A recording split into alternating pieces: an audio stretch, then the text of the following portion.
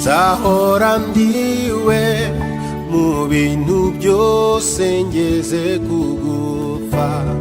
Genda umukristo mpora mbihamya, nawe igihugu cyose cyanseka. Genda umukristo wo mu mutima, kuko ubu nsigaye nkunda Kristo.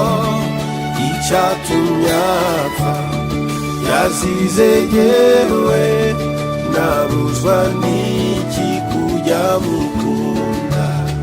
Genda umukristo umva ubwo buntu, narakijijwe nkurwa mu byaha.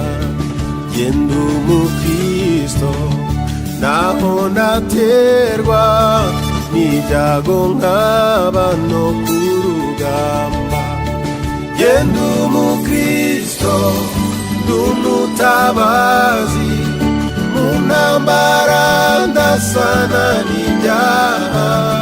Mfite umugaba n'umwami Yesu, nituba hamwe nzahora nesha.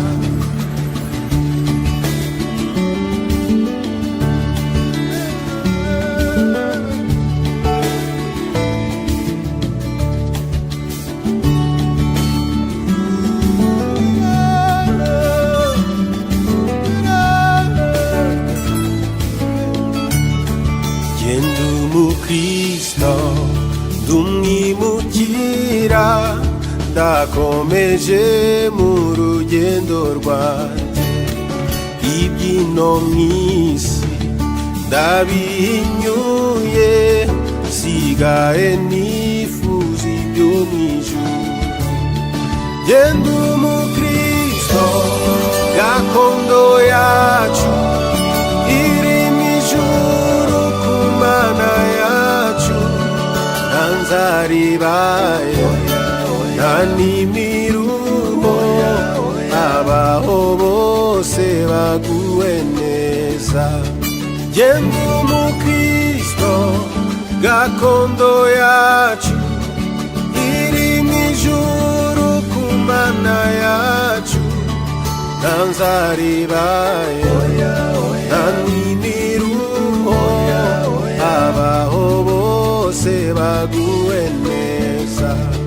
Genda umukristo icyo ni ikintu gihumuriza umutima wanjye, kinyibagiza n'ibyago byose, nkumva nduhuwe n'umwami Yesu. Genda umukristo uko ndi kose, maze nintumirwa ngiye gupfa. Nzagira ibyishimo bitavugwa, nzabona ihirwe ngiye mw'ijuru. Genda umukristo uko ndi kose, maze nintumirwa ngiye gupfa. Nzagira ibyishimo bitavugwa, nzabona ihirwe ngiye mw'ijuru. Nzagira ibyishimo bitavugwa, nzabona ihirwe ngiye mw'ijuru.